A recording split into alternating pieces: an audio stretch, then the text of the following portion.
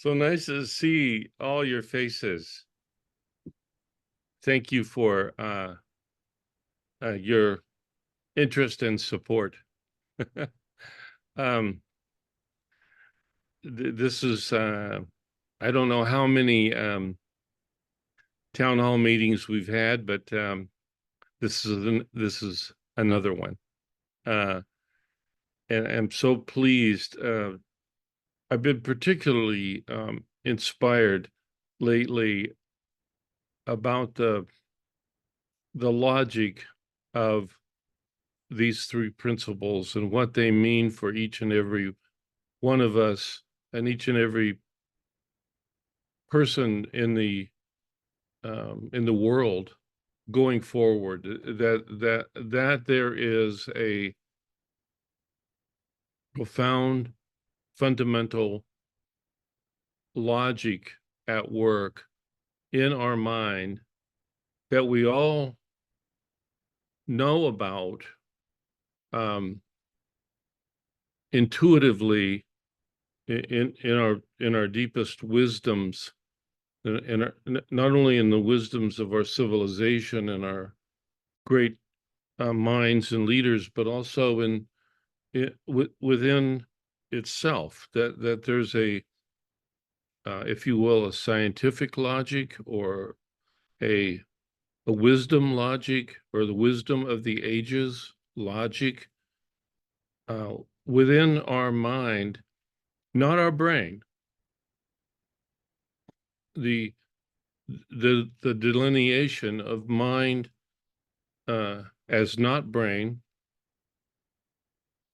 and that there's a logic to that mind that is uh, un, unfettered forever, uh, forever um, uh, logic. Its truth cannot ever be um, changed, and you can trust that. You can trust that divine logic within your own mind, within your own soul or consciousness, within your own thought, that is um,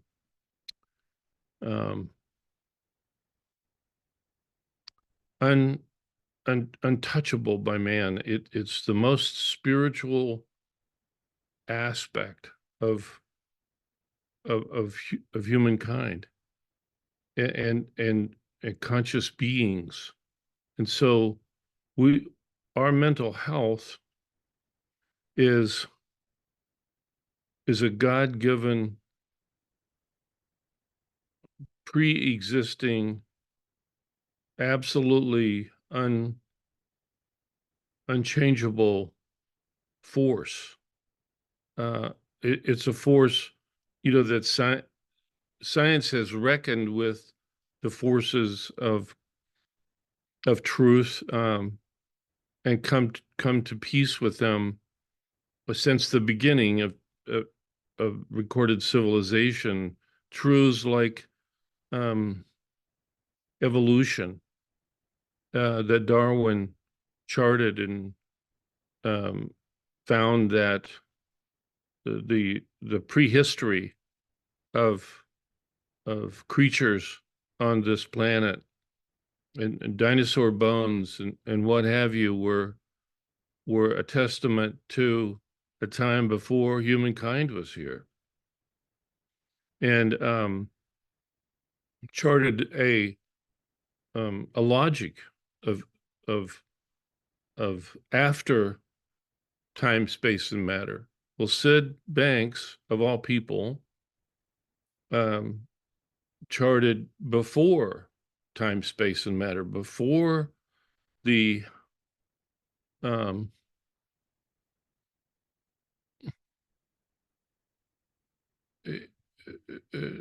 something that existed, and as he said, um, even the original thought of the universe was, the principles are before that. And so we have that inherent truth in us and in our lives forever. And your children and your grandchildren and mine and our children's children's children's children um, will come to know about that, and that will be understood and taught. It is not being done so now because seeing beyond time, space, and matter has not been accomplishable by scientists uh, and by our even our greatest thinkers, or most of them. Some of them have seen before that, as Sid Banks did, and so, but but but they're attesting, those enlightened ones that are attesting to this existence before time, space, and matter, um, and the spiritual truth of that, uh, of our psychological functioning as a result of those three principles. The implications of that are just astonishingly comforting to every thinker, potentially comforting. I know we haven't really lived in an era or an age of comfort and positivity and trust and love, but it's coming. Uh, it's growing, and it can't be stopped. Once, um, like Sid Banks once remarked, I remember now thinking about it. He said, have you any?" He was just kind of talking under his breath to his audience, and he said, have you any idea uh, what it what this means when the isness gets released? It gets it becomes known, becomes recognized, becomes truth. That the truth of our mental life is forever whole and protected and positive and beautiful, made of love. Uh, just letting that wash over you, just letting that be un, un, un, ununderstandably true. True before you can even understand it, it's true. To have such a that is a revolution of incredible impact and proportion. It was predicted by uh, it has been predicted by many prophets, really. Um, William James, who is the father of American psychology, an unbelievably important philosopher. Some count William James and Plato and Aristotle among the greatest philosophers and thinkers of history. And he said that psychology does not yet know her principles, but they exist. And his hope was that they would eventually become known. But he knew they had to exist. He knew that. And he um, prophesized it. He prophesized what Sydney Banks, of all people, saw, realized. He was touched by it. Uh, he never knew anything about psychology. He certainly never knew anything about that psychology had principles. That was completely out of his world. Um, but he knew it the day after his enlightenment. He said that to his mother-in-law, that have you that life is a divine dream suspended within the boundaries of time, space, and matter. But this divine dream that you are dreaming, we are all dreaming a divine dream. He saw that and he knew that and he spoke that. He and it astonished his mother-in-law and his wife. It astonished him. He didn't have any clue that he knew that. It just came purely through him because of his divine inspiration. And now we can all profit from that great awakening. And it was a great it is a great awakening for humanity to come home, to come into the grace of these three principles and their profound absolute neutrality. And what we do with it, with that profound neutrality, is after the fact of uh, of that neutrality. It's it's not it's unperturbable by our hate or our anger or our judgment, all of which we um, we contribute to that neutrality, and we don't have to. We do not have to spoil this divine reality that we actually mentally are living in. We don't have to. That's our it's our freedom to do that, but we need not. And when you can see what that provides for your own mental health, it's incredible, because it means that the first institute that Sydney Banks ever associated himself with was, they labeled it the Sydney Banks Institute for Innate Health at West Virginia University. And its presumption was the neutrality and the beauty and the spiritual, that these three principles, there was nothing more spiritual than these three principles.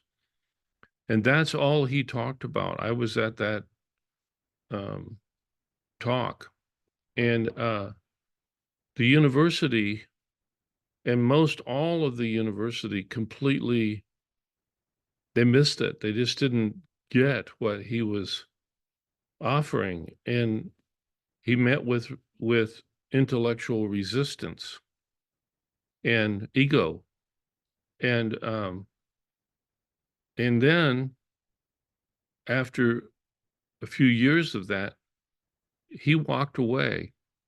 He walked away from, and he had always dreamed of intellectual, that the universities would pick this up and imbue it into their curriculums. And he knew that those institutions would be beacons of light for the world. He said that many times. He said that, but it broke his heart to walk away. But they didn't get it. He was met with resistance, just like Galileo was for teaching that it's a sun-centered solar system. The ignorance of humanity won, seemed to win, but it did not conquer Sydney Banks. He knew the truth was behind him, and if the university wouldn't accept it, then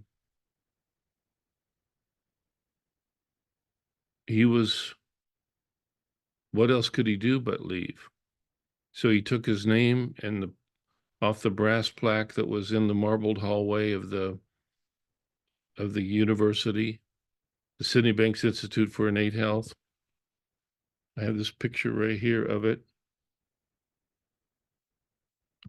This is the brass plaque that was Kate.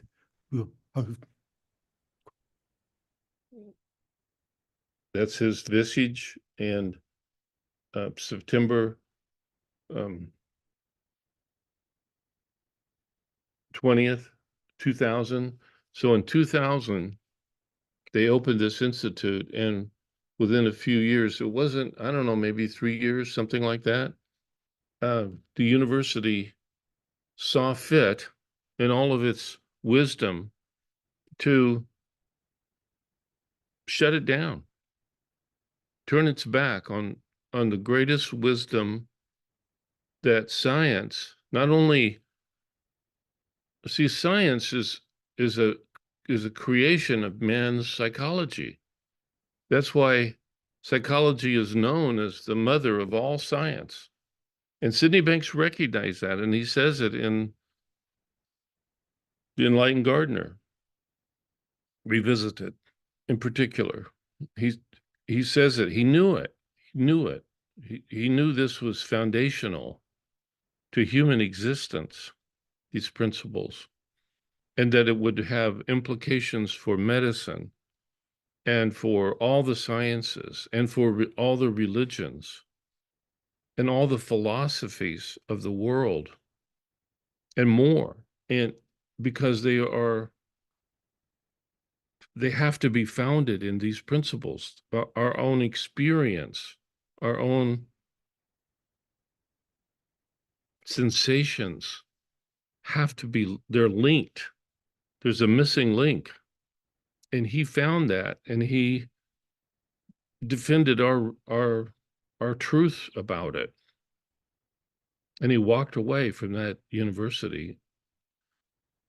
He had the great hope that it would uh, get embedded in the university, but they turned their back on it. And so let's not continue any of our turning our back on these principles. You know, let's endeavor to understand and explore and recognize their transcendence. They are a transcendent truth for all the sciences, for all humanity, for all the future of the sciences, for the future of psychology. And I'm so proud to um, fathom that and speak about it. And I know there are many other people that may be much more eloquent than I, but I have to say at this town hall in this day and this time that we lay claim to um, the truth of these three principles and what they mean for the future of our children. It's going to turn a page, uh, and it's going to be pre-principles and post-principles. We've been in a pre-principled era of human existence before 1973 when Sid had this insight. And now there's the dawn of a post-principled universe, just like it, similar, not the same, because this is a much bigger, more profound change. But just like it was with Copernicus saying, oh, my goodness, he must have had the insight. My goodness, we've had the solar system. We've been living in a solar system that doesn't exist. We've been living in an unprincipled, unscientific solar system as if that was the way it works. And there were all these questions and all these anomalies. And when he turned the page with his insight,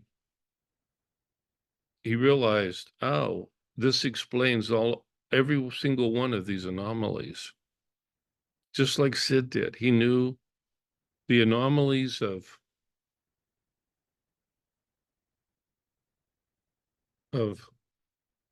seeming intractable mental illnesses and confusions and guesswork. There was the science of psychology was just guesswork until Sydney Banks. And again, it's not Sydney Banks, but it's his insight. Just like it wasn't Copernicus that made the solar system sun-centered. He just recognized it. And it settled an unbelievable amount of arguments and contentions and back. Copernicus' insight changed the Bibles in 17 places, not because he was trying to be radical or anti-religion. He just saw the way it worked. That's what Sid saw. So he was, if you ever watch him, Sydney Banks, I'm talking about, walk up and sit down, and his level of comfort and relaxation to talk about these principles was extraordinary. Extraordinary. He was so relaxed. It was unbelievable. Look at him. You'll see. He's not he's not he felt no need whatsoever to defend or propose or contend. None. He knew the truth, and he found the truth, and he did not he didn't need to defend anything. He was a man that found the truth. And we all deserve, I, for one, feel unbelievably fortunate to pay him any attention, to even hear about him, and then pay him attention. And he was he was he was staunch, steadfast. He was unshakable. There were many voices around him, and I knew of them who took issue or wanted to clarify or wanted to contend, and he just um, politely or not so politely would would set it the rest of us straight. And we were all doctors and lawyers and Indian chiefs, as the phrase goes, but it didn't matter to him. He knew the truth. And he said at one point, someone asked him, does that mean that you know the truth? Does that mean that you know everything? And he said, any person who knows the truth knows that it's infinite. The truth is infinite. And so if any one of those folks are not students, um, they've missed it. So how can you be an expert, wisdom, the wisdom of the ages, and a learner? They both go together because it's infinity. The levels of consciousness, there's no end. That's another thing that he established, was that even if you say the levels of consciousness of the human mind are infinite, um, you have to factor that they're not in time. They're beyond time. And so we now have that to look forward to, that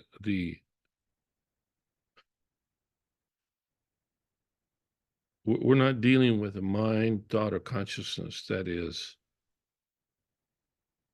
limited in any way whatsoever by consciousness, by the current level of consciousness. There are levels of consciousness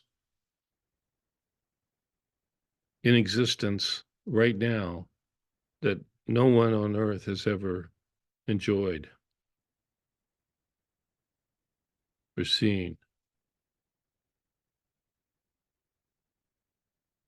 And all these great leaders uh, who have been enlightened, like Buddha, like Christ, like Abraham, they they would tell us that it's infinite. It's beyond time, space, and matter, just like Sid did. But we have the great advantage of hearing a voice like his and imagining that our mental life is determined, or is the foundation of our mental life is infinitude in our consciousness. So he would talk about uh, quite easily reincarnation, not as a concept or a belief but as a fact that who you are and who we all are is we are spiritual. We have spiritual minds, and they cannot die. Our brains, our bodies die, but not our minds, not our consciousness, not our thought. So we can relax and enjoy our old age and our lives and our children, because it's unquestionably spiritual. It's an unquestionably a spiritual existence. So all of this contention and politics about this administration or this policy, it's all or this war, the wars, it's all ignorance.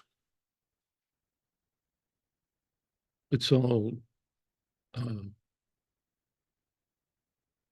unnecessary. The, it's needless violence uh, of our own misunderstanding.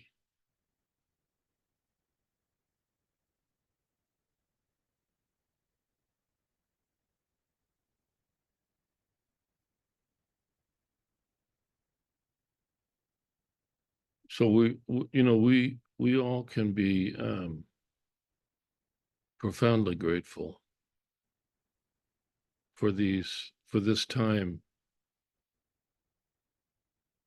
this era of change that we're embarking on.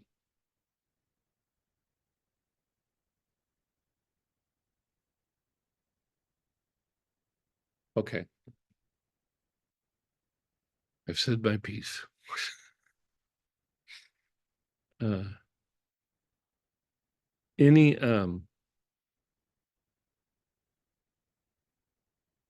any further comments or questions? Let's entertain the. Let's open the floor.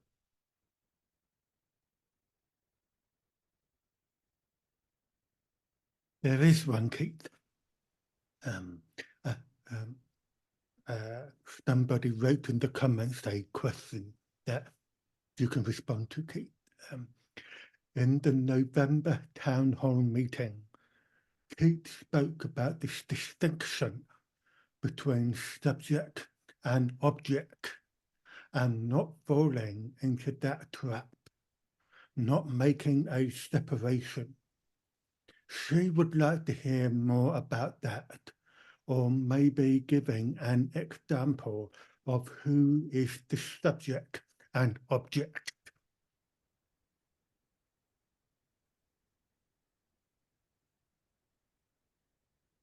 Well, let me say this.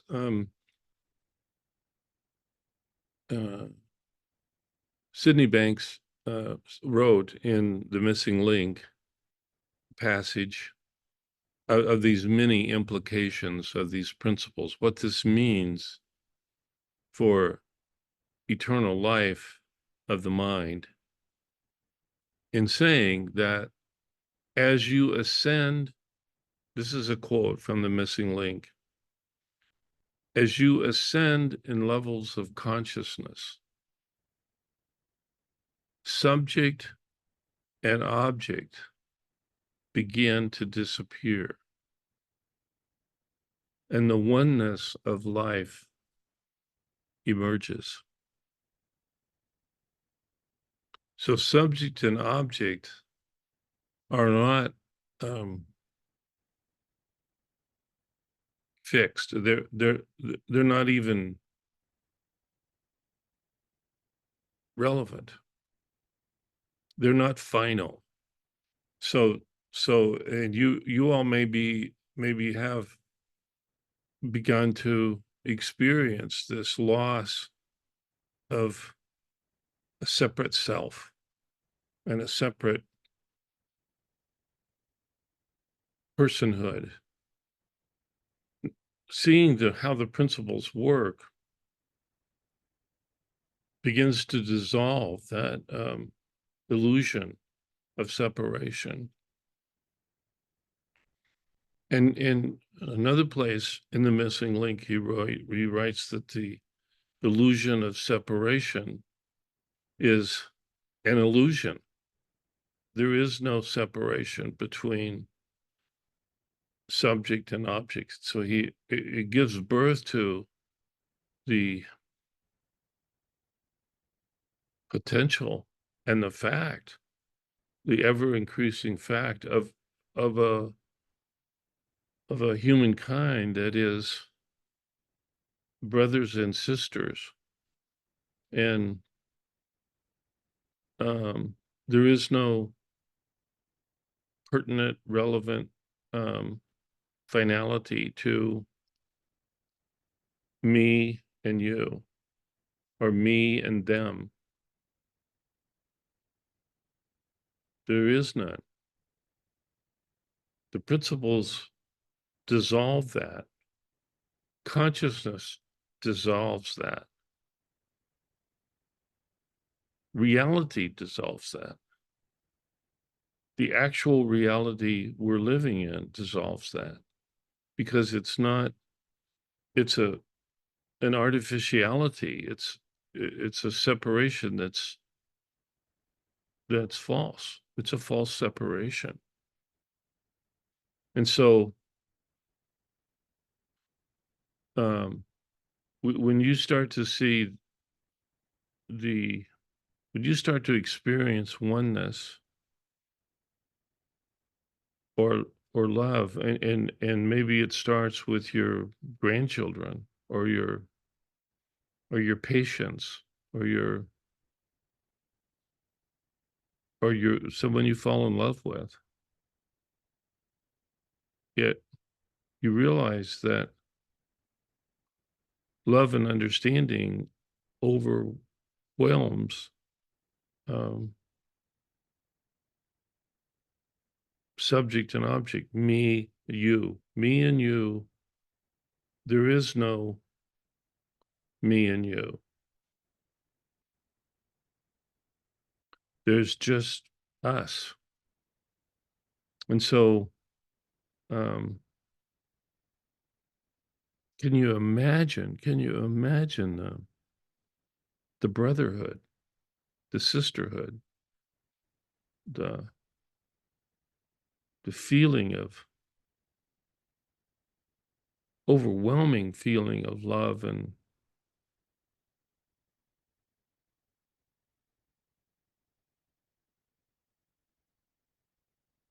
I'm just reminded of this, that I met Sid Banks's brother-in-law once, quite unexpectedly on a bus. And uh, I had seen him in the crowd at one of Sid's talks years before, and there he was on the bus. And so I sat down beside him and I said, "Aren't you Sid Banks' brother-in-law? You're Barb Banks's brother, aren't you?" And he said, "Yes, I am." And I said, "Tell me some stories. What was it like? Because you knew this man, and then he became enlightened. What was that like?" And he said two things that really struck me. He said, one is, he said, I I saw the profound change in Sid, and I never had any clue that it had anything to do with me. I thought it was just him. I was very happy for him. I thought it was um, very fortuitous. It clearly changed him profoundly. He was not the same person, but I didn't know that for, and how did he say it? Like, it was some time, like maybe nearly a year before he got any appreciation for, oh my God, this means me. This isn't just about this happening to Sid. This this this is my life. This is my soul. This is who he's pointing to, who I really am. And it really um, it really struck him that this was all for all people, for him. It was for him. Like that's what it is for all of us too. It's not just a great thing that happened to some Scottish welder. It's for all people, for all time. Uh, the other thing that he said was, he said, it was interesting because I would walk with Sid through, they lived on a small island. And after this experience, he, he said, Dave was his name. Dave, uh, well, it was Simpson, I guess. Yeah, it was Dave Simpson, because he had his mother's, or he had his father's name, which wasn't um, Sid's name. So he wasn't Dave Banks, which Dave Banks's son lives today. Uh, Dave Simpson has passed away, but he said the other thing that he said was, you know, it was everything Sid could do as we walked around town. And there was a flea market that they would have every Sunday, and a vegetable market. And so and Sid loved to go to those markets, and he really enjoyed them.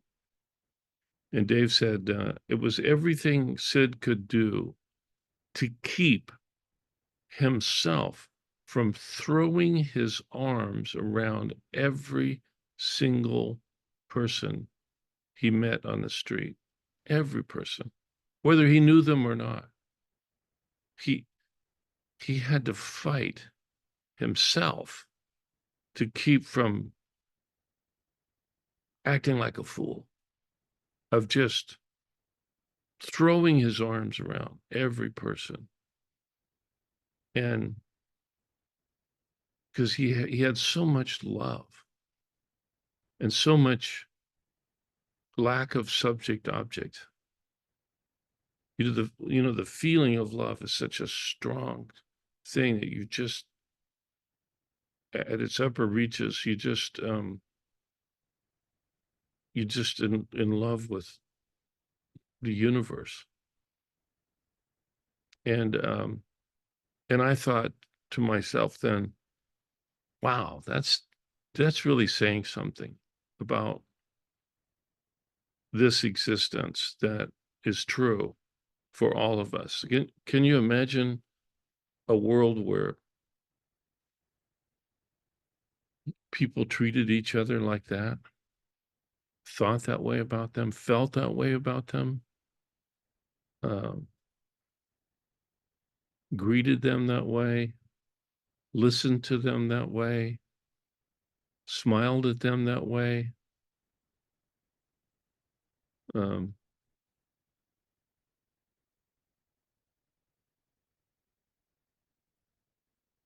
what an incredible,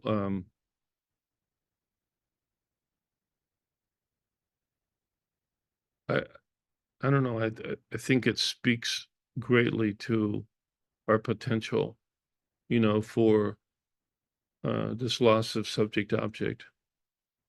And thank you for that question. It's a beautiful question. And as you ascend in levels of consciousness, those uh, those um, arbitrary definitions made up out of your own conditioning. Maybe you were taught. Now let's be proper here. Let's that person there. Watch out, et cetera, et cetera. All the conditioning. Um, and Sid himself wrote this sentence, which was astonishing to me. I'm going to read it just to make sure that I don't say it wrongly. When one realizes self, and he capitalized self, SELF. So when we realize who we are, that, and he said this hundreds of times, God I am, but I am not God. God I am, but I am not God. If you can really fathom what that means, and he says here, when one realizes self, it is a total collapse of conditioning. So all the outside things, all the opinions and judgments and that you may have picked up or that you've arrived at yourself, all of that collapses. And you're uh, uh, when one realizes self, this is his writings, it is a total collapse of conditioning while in the being state. So and that's what happened to him. And uh, when he saw that, it, he was uh, literally born again, you might say. He saw the world clearly without Sydney Banks conditioning. And then he wrote, when one returns, he is in the knowing state. So you come out of that momentary truth, but you come back into the knowing state. Then each of us choose which part of your conditioning you want to go through life with.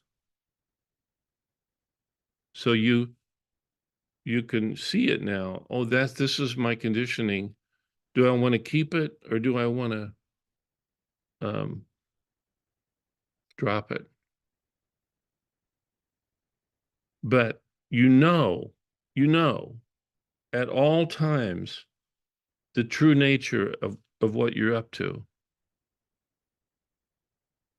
So if you put it back on, you know you've done that to yourself.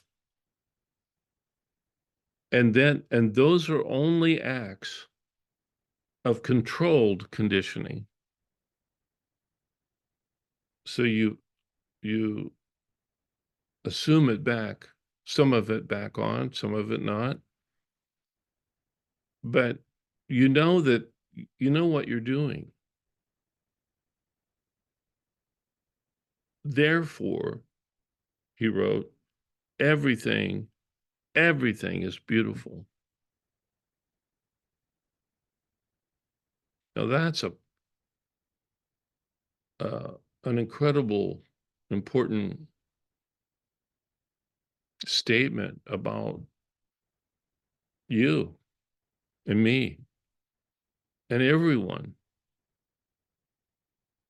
Um,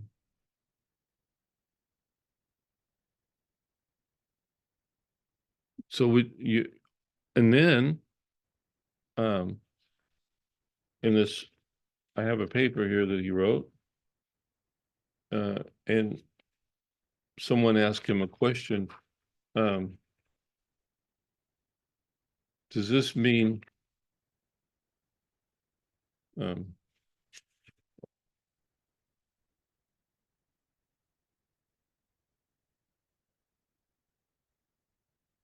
does every so this is an interesting question that I've thought myself many times. Maybe you've thought of it too. Question. This is to Sid. Does everything look beautiful to you all the time? I've had thousands of people ask me that question.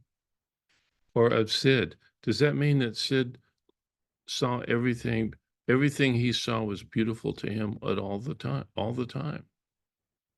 You know what he said? No. Sid Banks, also have a choice to see other than love and beauty. So we do too. We have the choice to see other than love and beauty. When I do see negative, you feel negative. That's the way it works. The beauty is, I know I have come down a few levels of conscious state into a negative space. You all know that too. So what does he do? So he says, I very quickly jump back up to the level of love and understanding. And he exemplified that. I would see him take a stance towards something or be upset about something. And then I might see him the next day and I'd been mulling over um, what he had had to say, and I had formed opinions and conditioning about this person or that person. But he says, I take with me no negative memory, no negative memory of what happened, neither to whomever I blamed for my anger, and he would say my anger being my anger, nor to myself. Can you imagine if you got over your negativities when you woke back up and realized that you had just come down a few levels of consciousness and then not take anything with you back up to where you live, where you belong, who you are?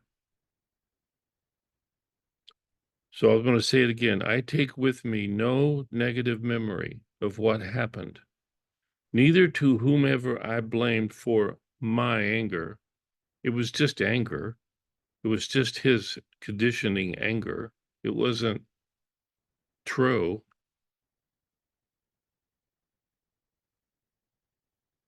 I realized we were both truly one.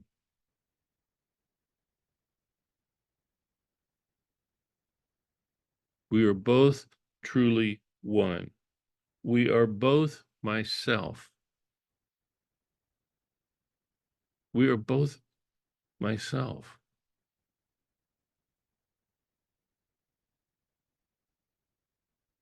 So why compete and fight? Just consider that as a vision for your life. You don't have to not, you don't have to see it all the time, but consider that as that's the truth of your life. You could not compete and fight and judge. It's like standing in front of a mirror. And how many times have we all done this in one way or another? It's like standing in front of a mirror and punching yourself on the nose. It's totally bizarre. And that, I suggest, is psychological illness. You won't find a psychologically ill person who isn't troubled and negative and condemning of themselves. Bless their hearts. Bless their hearts. But it's curable by realizing who they are. It has to be curable because they are not who they think they are. They're thinking that they're less. So if you get down, you get dispirited, you feel um, tortured, you feel lost, you feel like you've done something wrong that you don't even know what you did, but you feel the negativity, and it seems like you feel it all the way to your bones. It's not true. It's true only in your personal thought and your conditioned thought. And the principles, thank God, attest to that being completely, totally, 100% curable. The truth cures all mental illusions. That's the psychology that we're blessed to be standing for. And I stand for your mental health. And I ask you to stand with me for the mental health of others and for yourself. For yourself. You are a beautiful,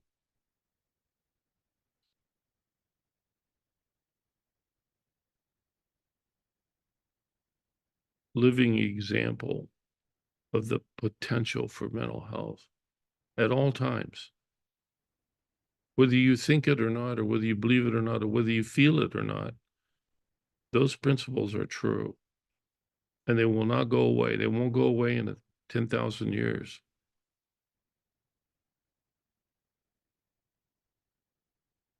They can't because they're not in time.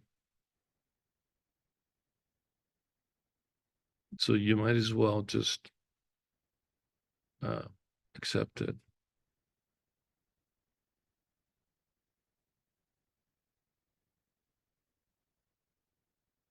and say, thank you, God, for this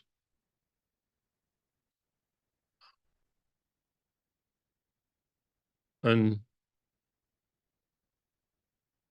unbelievable gift. Talk about a gift. Your mental health is is so unreasonable. It's so seemingly against the grain of all your conditioning, which it is. Your conditioning is just petty thoughts that you came up with that you were less than or different from or undeserving of. It's a divine inheritance. You have a divine inheritance of mental health that has no limitations, no possible limitations. It's the greatest gift you've ever gotten.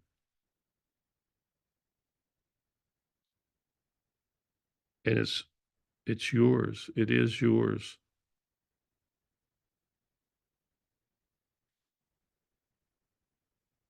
It's inexplicably benevolent, beyond your wildest dreams.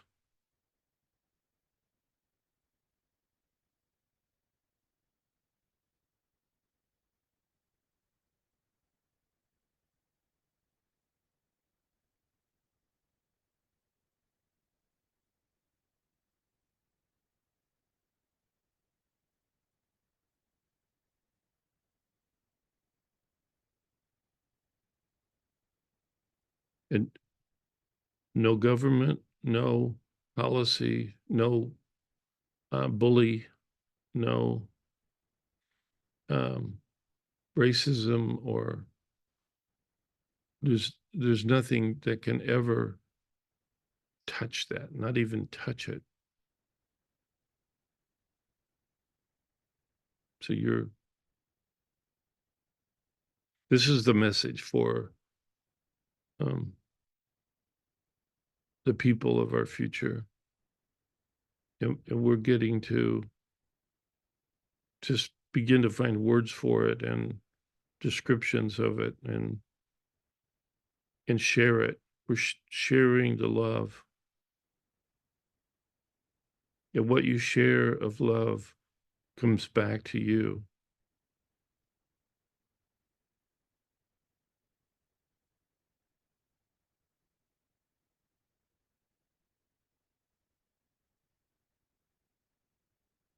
It's incredible.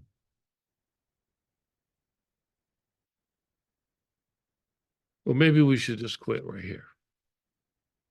Thank you all so much for your